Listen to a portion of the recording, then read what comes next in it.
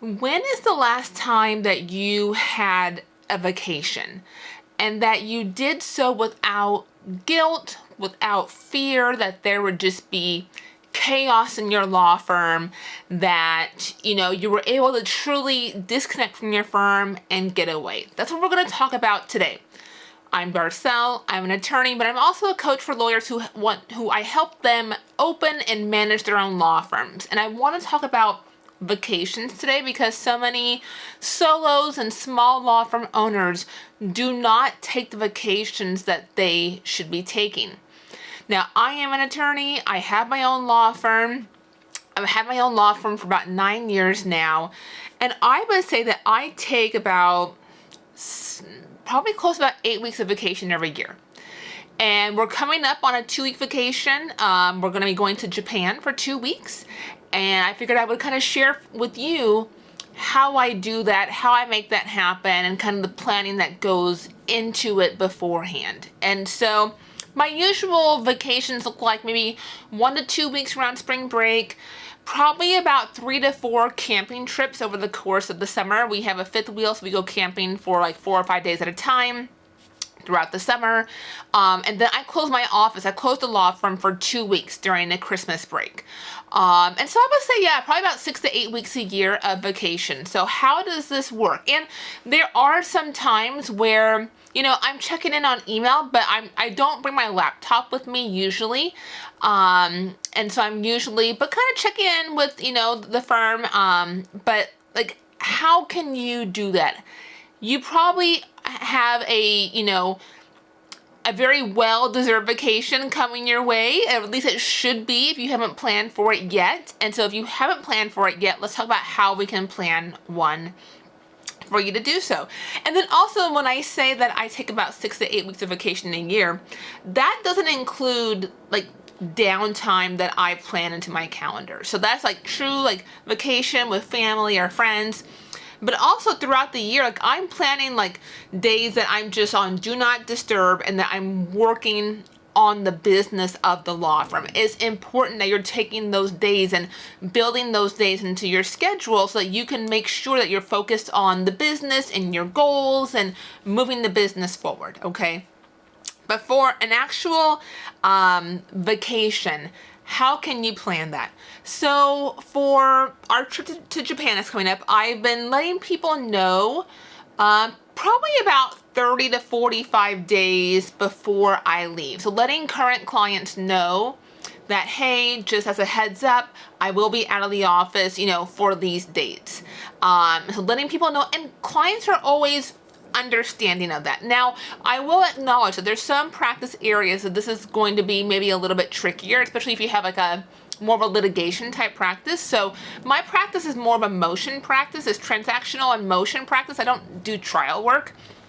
And so if you have more of a litigation practice like criminal or family law, you're really going to have to sit down and do this pre-planning and looking at your calendar and when you're taking vacations and when you have trials scheduled and hearings scheduled and things like that. And so when I have my dates on my calendar as far as when I'm going to be gone and I'm letting people know, there are clients that I am going to, I guess not lose, but that aren't going to hire me because they want someone who's more readily available, right? So like for right now, because I'm going to be gone for a little over 2 weeks in April, I am booking out until early May for a new consult, and we're at the end of March right now.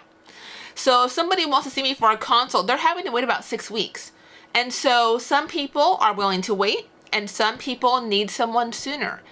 And I think part of the issue for law firm owners is sometimes wrapping their heads around that it's okay to not be hired by every client that contacts your firm. And to know that it's okay to say no if it doesn't work in your schedule, or if the person's, a red flag and not a good fit for your team, for your firm, right? To know that it's okay to say no and that you will still have other clients, right? So I know that even if I'm saying no to people who need someone sooner or who aren't willing to wait, like I know that my firm will be okay. I know that there will still be, new clients that come in. My calendar is already booked for when I come back from my trip. And so I'm not worried about the overall loss of revenue in my law firm, because I know that for a potential client who's unable to wait, there's a client who is willing to wait, a new client who is willing to wait for me. And so part of the struggle for law firm owners can sometimes be being okay with that, and being okay with knowing that there may be some loss of revenue by taking some time off, but also, giving equal airtime to knowing that there is other revenue that is going to come your way and that it will be okay. And so, in planning my vacation for these 2 weeks, again, letting current clients know for about 30 days beforehand, giving them a heads up, making sure I'm planning things on my calendar accordingly. Like when I come back from vacation, I've got 2 days that I have blocked out that I am not going to see anyone when I come back, because I know I'm going to have to get caught up on things and check in with people and catch up on emails and return some phone calls, right? Like I know that's going to have to happen when I come back. So if you come back on a Monday, do not schedule consultations or client meetings on that Monday. You're going to need that first day back in the office to just get caught up and check in with your team. And again, the communication and follow up. So make sure you have that day open for you to be able to do those things. And so I'm not going to see anyone right before I leave. I'm not going to see anyone right after I get back. Like those 2 days should not be taken up with client consults. Making sure you're using your out of office notice. And so I actually extend my out of office notice on my email. So I do it the day before, and I don't have it end until a few days after I get back. Because again, you're just going to need that breathing room and that downtime to get caught up when you first get back. And so my out of office is going to say I'm coming back on a certain date, but actually I will be back a few days beforehand. But I just don't want anyone to expect to hear from me that exact same day that I come back, because I know that I'm going to have some catching up to do. So you want to build in a little bit of a buffer there for yourself and for client expectations. Also during this time, if you are a true solo and you don't have any support staff working for you, I would suggest having your phone still being answered during this time. That's one of the first expenses I encourage my solos to incur, is a virtual receptionist once they're able to afford to do so. There's a lot of options. I think my recommendations are listed below. I use Smith AI, but you've got, Ruby Receptionist. There's a lot of options for phone management.